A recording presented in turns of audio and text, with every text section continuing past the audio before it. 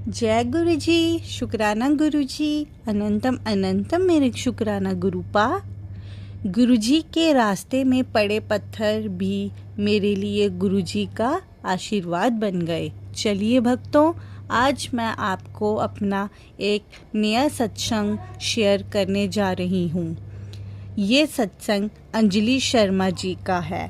अक्टूबर 2014 में मेरे भाई गुरुजी के दर्शन कर गुरुजी की छाप मन में लिए बड़े मंदिर से वापस आया। उसने मुझे बताया कि गुरुजी स्वयं शिव है। मैंने उस पर विश्वास नहीं किया। 1 महीने बाद उसने गुरुजी की फ़ोटो मुझे दिखाई। उस समय मैं बड़ी समस्या में थी।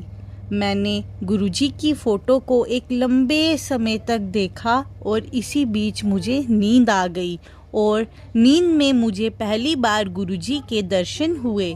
मैं एक घर के अंदर दौड़ रही थी और गुरुजी मेरा पीछा कर रहे थे।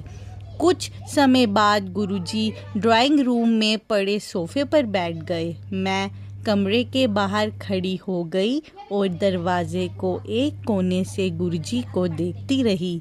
गुरुजी अचानक बोले, मैं तू अपने कोल बुला के रहना है।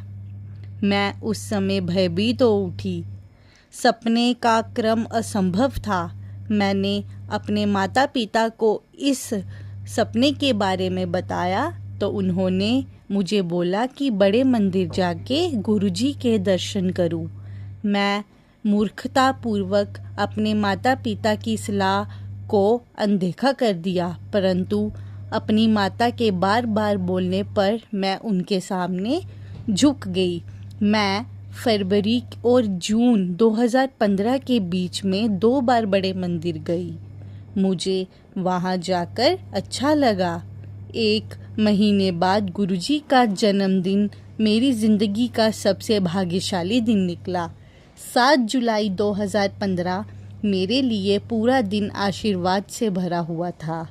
मेरी उस दिन की सारी अप एंड डाउन्स अपने आप गायब हो गए और मैं सीधा अपने गुरुजी के कमलों की रद हो गई और मैं सीधा अपने गुरुजी के कमलों की ओर चली गई। मैं मंदिर के अंदर नंगे पांव चल रही थी और मुझे पत्थर चुभ रहे थे। मुझे लगा चलने में कठिनाई हो रही थी। मैं पिछले साल 1 साल से फटे हुए ठकनों से पीड़ित थी। मैं जब भी चलने के लिए उठती तो ये पीड़ा और बढ़ जाती थी। डॉक्टरों ने मुझे इंजेक्शन लेने को कहा था, परंतु मैं आयुर्वेदिक दवाइयाँ से ठीक करने का प्रयास करती रही। इससे कोई असर नहीं हुआ, मगर जब मैं उस पवित्र दिन ऐसी चली तो गुरुजी ने, जो सदैव मेरे हृदय में रहते हैं, विश्वास दिलाया कि वह मुझे ठीक कर देंगे। मैंने दिव्य चाय और लंगर प्रसाद लिया और घर आ गई।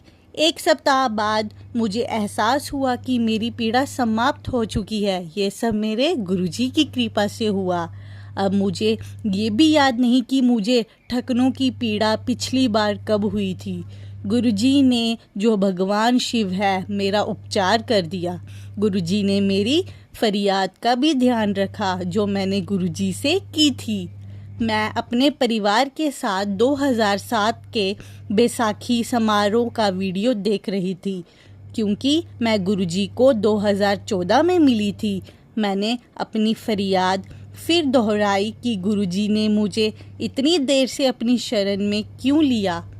मैं गुरुजी के चरण कमलों में बैठना चाहती थी। अगले दिन सोमवार था। मैं गुरुजी के दर्शन के लिए बड़े मंदिर गई। मंदिर के पिछली तरफ गुरुजी के झूले के पास मैं माथा टेकने के लिए झुकी। उस समय मेरे बाएं घुटने में ऐंठन आ गई। मैंने खड़े होने का प्रयास किया, परंतु मुस्कुराकर ऐंठन मेरे दाएं घुटने भी आ गई। मैं गुरुजी के चरणों में ज़मीन पर बैठ गई। संगत जी, ये ऐंठन मुझे अक्सर हो जाती थी। मैंने गुरुजी की आवाज़ अपने कान के अंदर सुनी, हुन भी कोई शिकायत है तेनू? मैं वहाँ 2 मिनट बैठी और बगैर किसी मुश्किल के उठ गई। उसके बाद मुझे कभी भी ऐंठन नहीं हुई।